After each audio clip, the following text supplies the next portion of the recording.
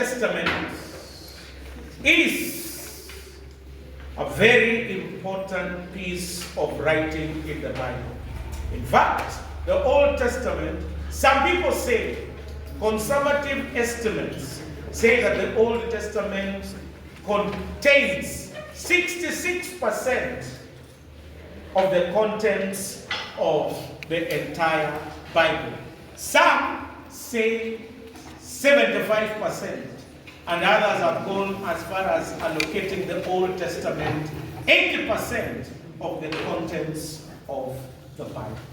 The Old Testament is very critical in the sense that it contains the gem, the origin of virtually every Christian doctrine. The Old Testament prepares us for the New Testament. As some scholars say, the Old Testament is the New Testament enfolded, and the New Testament is the Old Testament unfolded. The Old Testament is very, very critical. Therefore, in our study, we are going to go through the content of the Old Testament. Virtually each of the 39 books. And after studying the 39 books, we are going to look at themes and lessons that we deduce from these books. Allow me to say that the Old Testament can be divided into 4 major sections. The first section is called the Torah, the law books, or the Decalogue, the first 5 books that are in the Old Testament. That is Genesis, Exodus, Leviticus, Numbers, and Deuteronomy. The next division of the Old Testament is called the historical books, and there are 12. They include Joshua, Judges, Ruth, 1 Samuel, 2 Samuel, 1 Kings, 2 Kings, Ezra, Nehemiah, and Esther. Then we have 5 poetic books. These are Job, Psalms, Proverbs, Ecclesiastes, and Songs of Solomon. We later have the prophetic books. And this section can be divided into 2. The major prophets and the minor prophets. When we say the major prophets, we do not mean in any sense that any of the prophets or any of the prophetic books is denigrated. What we mean is because of the sheer volumes of the first 5 prophetic books, we mention them as the major prophetic books. That is Isaiah, Jeremiah, Lamentations, Daniel, and Ezekiel. Those books are known as the major prophets. Then we have the minor prophets. There are 12.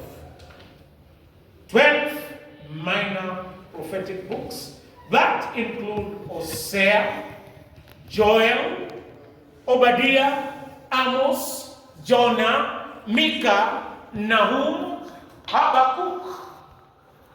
Then there is Habakkuk. Then there is Zephaniah, Zechariah, Habakkuk, I've mentioned, and Malachi. Those books are known as the prophetic books. In total, we have 39 Old Testament books. But allow me to say, there is the Hebrew canon and the Greek canon. The Hebrew canon is classified under the following. There are 3 kinds of categories. There is the Torah, which are the first 5 books. And they are Genesis, Exodus, Leviticus, Numbers, and Deuteronomy. They are known as the Torah. Then there are books that are called the Nephilims. The Nephilims are the prophetic books. And in the Hebrew canon, there is the former prophets and the latter prophets. The former prophets include books like Joshua, and Joshua is considered as the former prophet. First Samuel, Kings are known as prophets because the writers were prophets. Later we have the later prophets that include Isaiah, Jeremiah, Ezekiel, Daniel, and the 12 scrolls. All the minor prophets in the Hebrew canons were classified under one book, the 12. Later we have the Ketuvim, the writings. The writings are the rest of the books that I have not spoken about. They include the poetic books, and the other books they are known as Ketuvim, the writings. We also have the Hebrew, the Greek canon. The Greek canon includes the books that are in the Hebrew Bible and other books that are known as the Apocryphas. The Apocryphas are books that were written, and this term is very critical.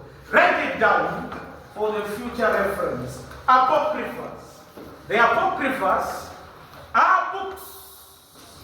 The Apocryphas are books that are in the Hebrew, that are in the Greek canon, but they are not in the Hebrew canon. These books were written in the silent era. There is 400 years between Malachi and Matthew that are known as the silent era.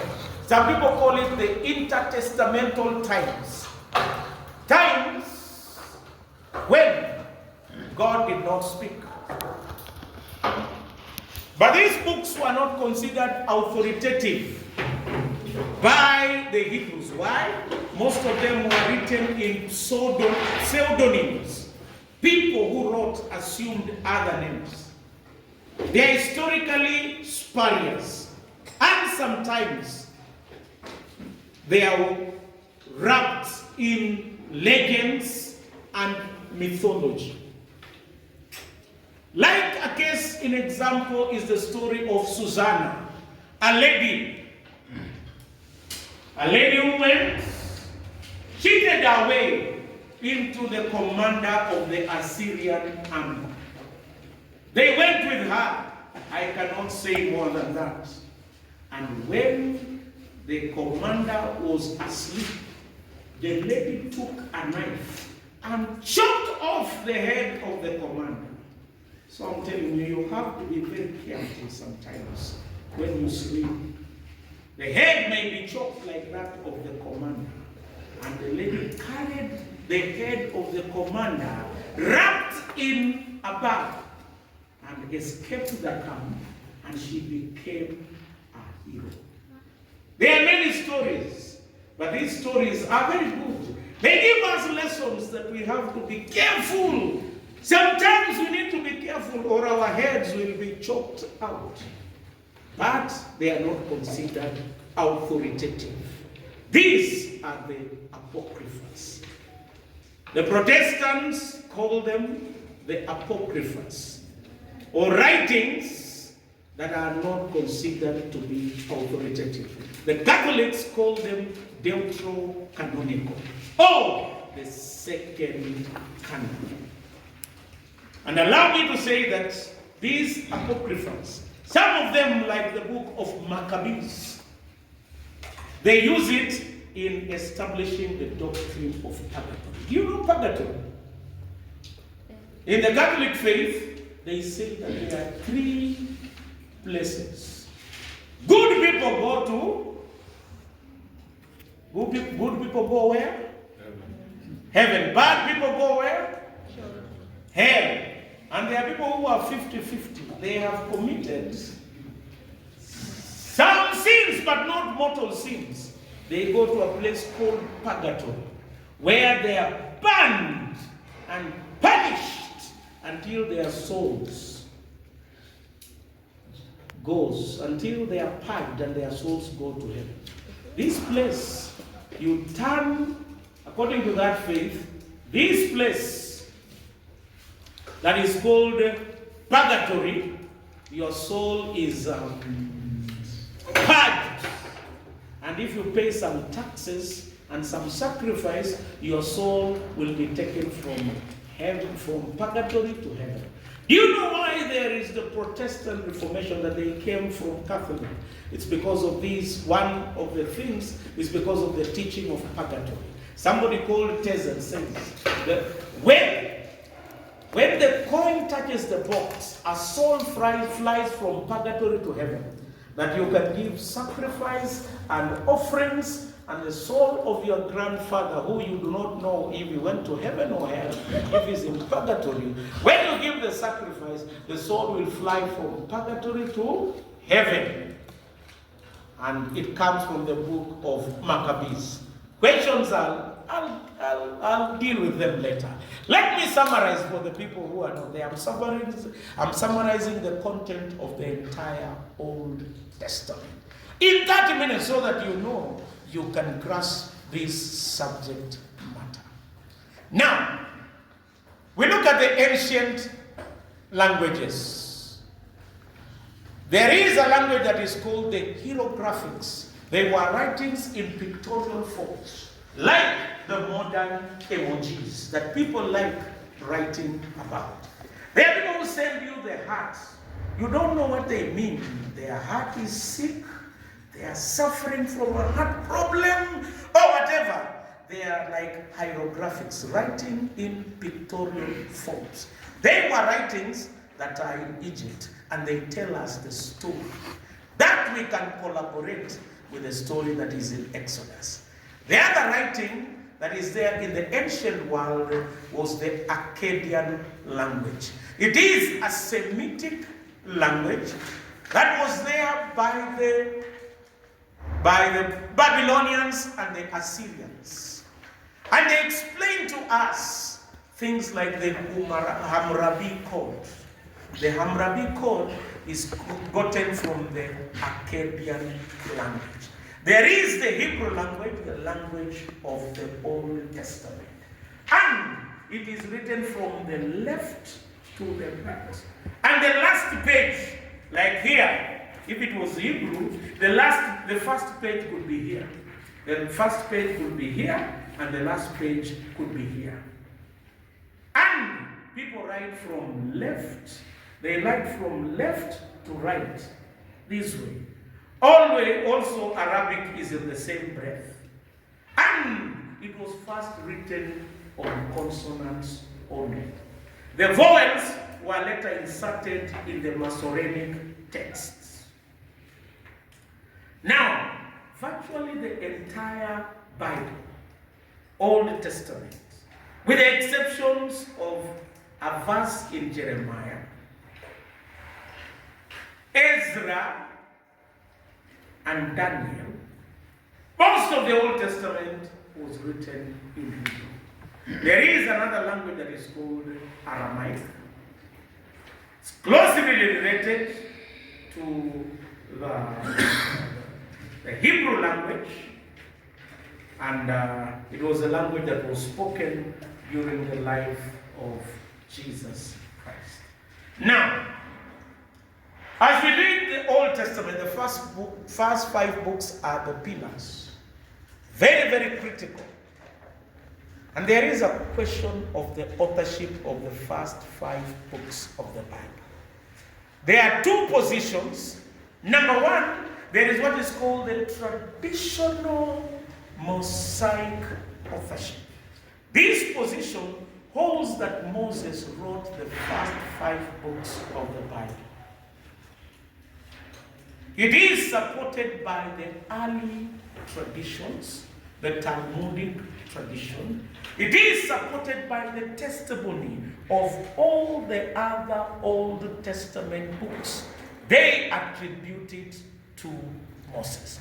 The testimony of our Lord and Savior Jesus Christ, he attributes the first 5 books to Moses.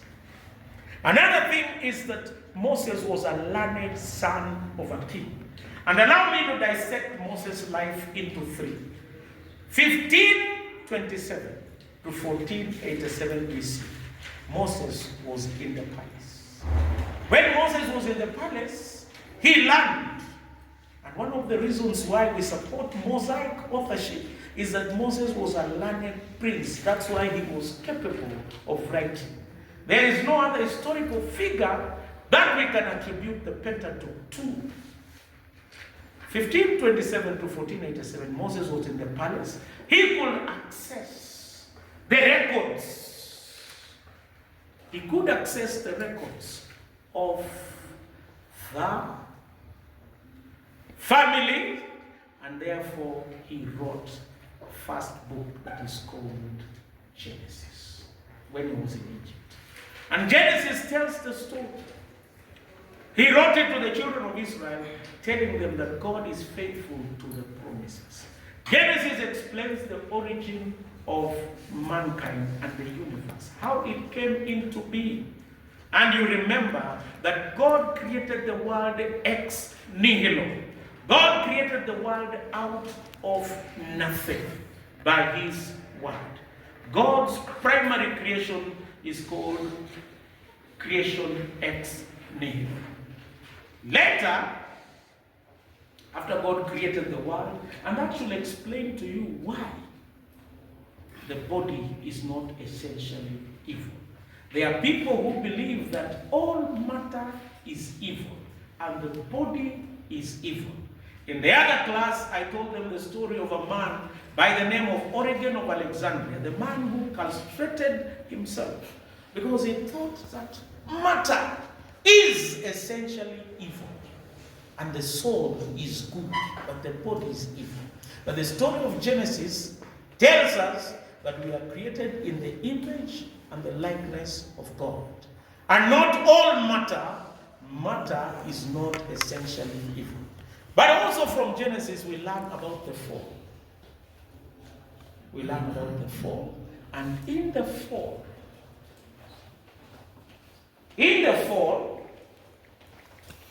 what happened in the fall is that in the fall, man became evil. Who was tempted? Is it the man or the woman? Both were tempted. And they ate the fruits. And allow me to say that there are many weird interpretations of the fruit. It is nothing apart from just a literal fruit, nothing else. Do not be confused with interpretation that it means sexual connotation. It has sexual connotation. The Bible is very candid. When it wants to speak about sexual matters, it speaks candidly. It does not need to hide behind the fruits. So that is brought by misinterpretation of Scripture. When the fall, the effect of the fall, is one of the major themes of Genesis. The effect of the fall is that man became evil. Death came. Sickness came out of the fall. And the man was punished that he will sweat. And what about the woman? The woman will have insatiable desire for the man. And they will bear in pain. Genesis says your desire shall be for your husband, and he will rule over you forever. Somebody tell me that the life of a lady is divided into two. The first part they try to get a man, and the second part they try to maintain. Whether it is true or false, it is the effect of the fall. In Genesis, we find that there are other covenants. We look at in Genesis and find that there is the Noahic covenant. After the fall, people became evil. and completely evil. And that's why in the fall, after the fall, people became evil. The sons of gods and the daughters of men cohabited, and they created Nephilims.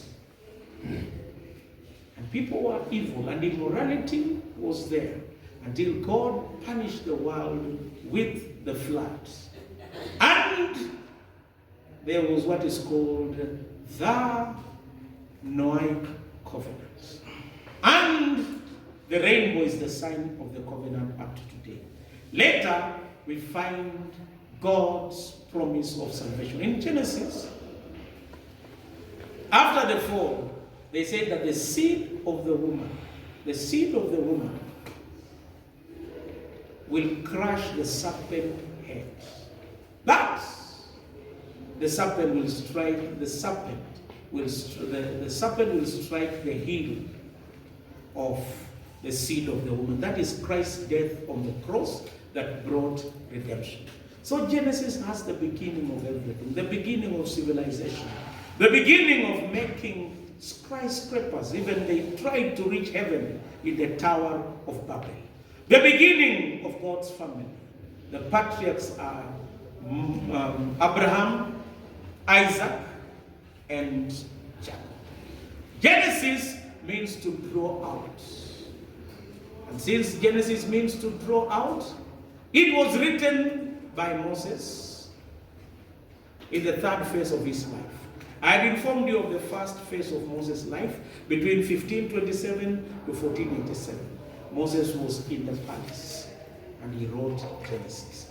The second part, between 1487 and 1447, Moses was in the Midian desert taking care of the sheep of the father-in-law. When he was taking care of the sheep of the father-in-law, he had the story of a man in who was called Job. When he had the story of Job in he commended this story because he compared it with the sufferings of the children of Israel.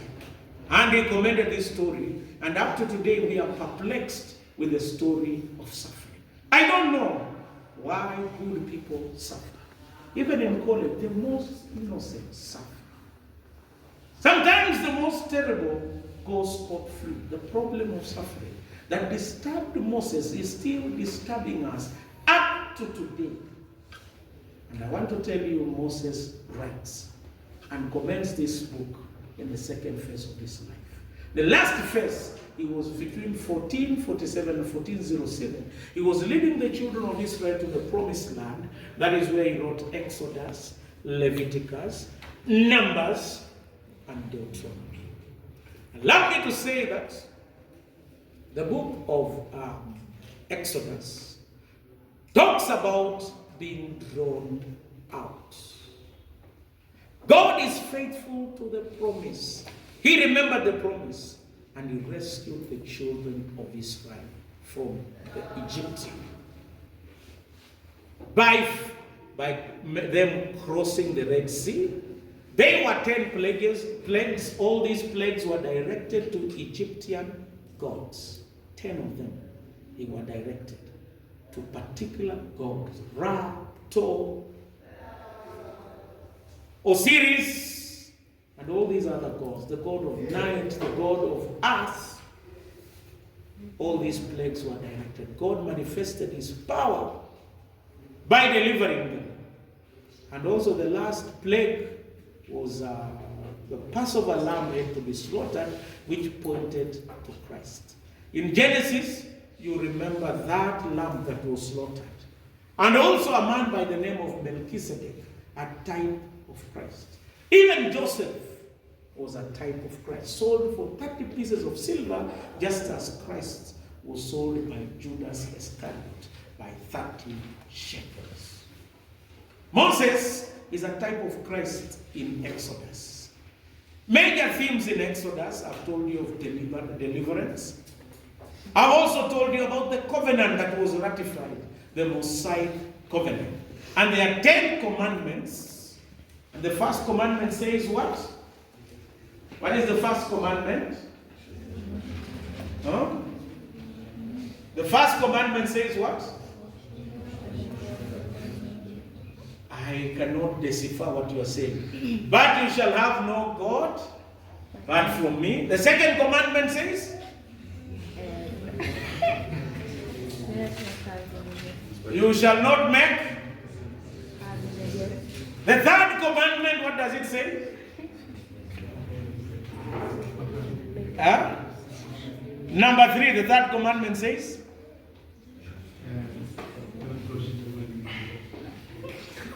Yeah, he is a bright man, almost. Usitaje bure jina la Bwana Mungu wako. The fourth one?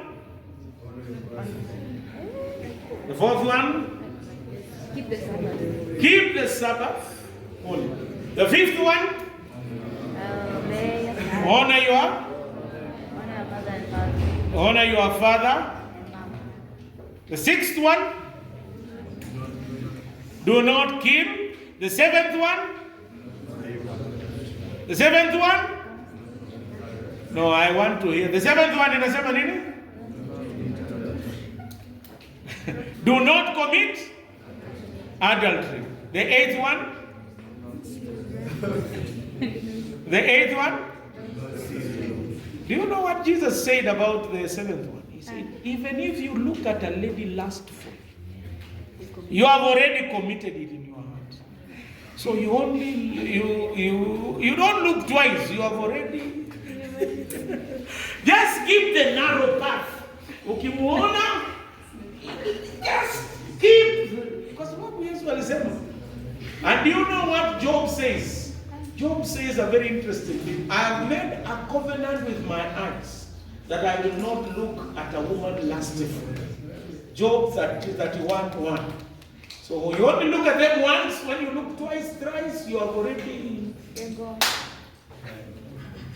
What about the eighth commandment?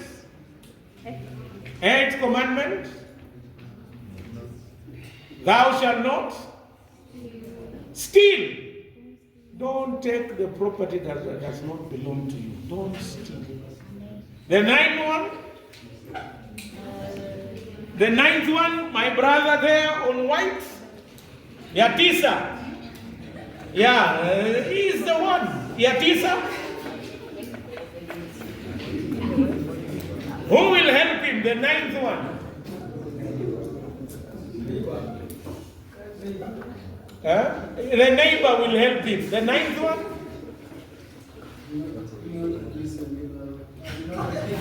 Do not bear false witness. That's a truthful man. Do not bear false witness. The 10th one? Can men say this one? The 10th one? What does it say? Men who are here, the 10th commandment says, do not. Usi? Kwa Kiswahili, what does it say? Usi? Si cheza. Ucheza ni maheo. Usitamani. Do not covet. Now we go to another book. The other book is called Leviticus. It talks about the holiness of God. 7 feasts, burnt offerings, innocent offerings. There are 5 sacrifices and 7 feasts, all pointing towards Christ.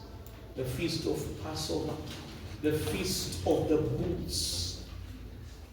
It ends up with Jubilee. Numbers is the book of numbering and wondering. Numberings and wonderings. A journey that could have taken 11 days took 40 years. 39 years or 40 years. There are people who always engage in numbers. Instead of going straight to what they want to say, they meander for 40 years. Meandering for 40 years. and they don't reach their destination. It's called the book of Numbers. They meandered, and I want to tell you, 20 years and above, they did not reach their destination, except Joshua and Caleb. It tells the story of the 10 spies. And there are two censors in the book of Numbers. The two census was from the generation that came from Egypt, and then the other census was a census of the generation that was going to enter the promised land. Rebellion will lead you, disobedience will not lead you anywhere. And the people wandered and meandered. But God is always gracious. Christ is pictured in his book with among many things. The manna reminds us that Christ is the bread of life. It points to him. Another thing that we look at in Numbers, there was the bronze serpent that was lifted high, that whoever was bitten by the fiery snakes, and he looked up to the bronze serpent. As John chapter 3 verses 14 to 15 says, just as Moses lifted up the bronze serpent, so the Son of Man was lifted, that whosoever looks at him will have life everlasting. There are many serpents that bite people. They include sin, they include immorality, and the Bible says the wages of sin is death. But when you look at Christ who is crucified and lifted up, there is life, there is hope, there is healing, and there is salvation. Deuteronomy is the reiteration and the reaffirmation of the laws of God. It was an address, Moses' final address to the children of Israel. And he tells them on how to conduct them how to conduct themselves as they enter the promised land. And they are told that if they do not obey God's word and they do not follow his ways, they will be scattered. But he promised a return. And I want to tell you, one of the old prophecies was fulfilled in 1948. That the people who were scattered almost in 586 were reconvened again in Israel, and the nation of Israel was established in 1948. Christ is a type of, Moses is a type of Christ. It said in this book, there is no other prophet like Moses. Joshua tells the story of entering,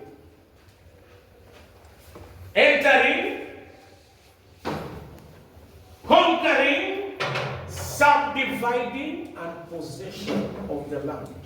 It was written by Joshua around 1380 BC. Major themes that are there in Joshua, they include land, God's faithfulness to his promise, and the rest that God assured the children after meandering and wandering for 40 years. Now, let me look at Judges. Judges is a story. Moses had a succession plan, but Joshua did not have a succession plan. Since he did not have a succession plan, when Joshua died, there was no successor. And there was no king, and everyone did as he pleased. God punished the children of Israel who had possessed the land in Joshua, and now they were dispossessed. And what happened to them when they were dispossessed? They were under foreign occupation and oppression. They made them to suffer. And after they made them to suffer, they cried to God. There are 7 vicious cycles in Joshua. 7 vicious cycles of people relapsing, they fell into sin. God sent retribution. He sent nations to punish them. And after God sent the nations to punish them, they repented. And after repenting, God restored them by raising a judge. And there are judges that we look at them briefly as we study Exodus. Who do you know among the judges? Who do you know? Anyone? Gideon. The man who had a lot of doubts and he asked God to prove. Samuel was the last judge, true. And he might have been the author of the book of Judges. And it was written to defend the monarch. And Samuel is telling them, look at the chaos of Judges. And look at how you are better to be under the king. Any other judge that you may know? Deborah, a lady who went and fought in the chariots. And I told you, ladies can multitask. She was a judge,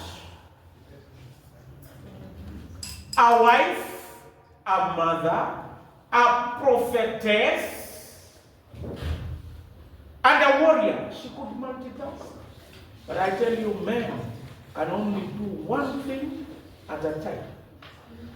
But ladies are able to multitask. True or false, like Deborah. I'm just using my knowledge of Old Testament. Another judge, Othniel, Samson, the man who loved a woman who did not love her. They say, and Samson loved Delilah. But Delilah saw Samson as a way of making money. It is interesting that more often than not, men love the people who do not love them. And she sold Samson, shaved the hair, and Samson akafanyishwa kazi ya grinding the floor. Alikuwa anafanya kazi ya kushaga unga. Samson suffered. But he said, oh God, remember me. He's the last judge. Oh God, remember me, that I may die with my enemies. And he pushed the walls and he killed more Philistines in his death than during his lifetime. Samson. How many of us are like Samson? How many of us are like Shamgar? Shamgar used a piece of agricultural tool and he fought with the Philistines. There were many judges. But there are 7 vicious cycles. It's like us. When things are very peaceful, the thing that we think about is sin. But after we sin, when things are good and peaceful, the weekend is okay, you have money, the thing that you think, like the children of Israel when it was peace, is sin. And after they sin, God sent an oppressor. Maybe something wrong is happening after your escapades. And you pray, oh God, that it will not happen to me. And when God, you will deliver me from this, I will not repeat again. Dear Lord, I pray. In the name of God the Father. You go to church that Sunday, you have not gone for long.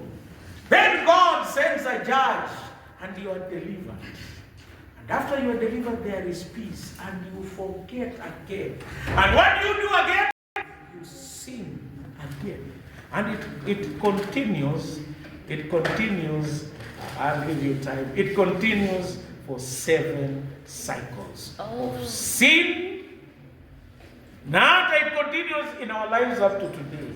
That's the book of Judges. Ruth is like a lily in a mud pot. It tells the story. Judges and Ruth were probably written by someone. But it tells the story. What story does it tell? It tells the story of faithfulness in a place of unfaithfulness. It tells the story of loyalty where there was disobedience. What does Ruth tell? It tells the story of a kinsman's redeemer, a type of Christ. His name is Boaz. In Ruth, in Judges, Every judge is a type of Christ. They represent Christ who redeems us. And also, there were cities of refuge, that where you did mistakes, you ran to and you are safe. Even Christ is our city of refuge. In Ruth is a story of a woman. And Ruth chapter 1 verse 16 says what?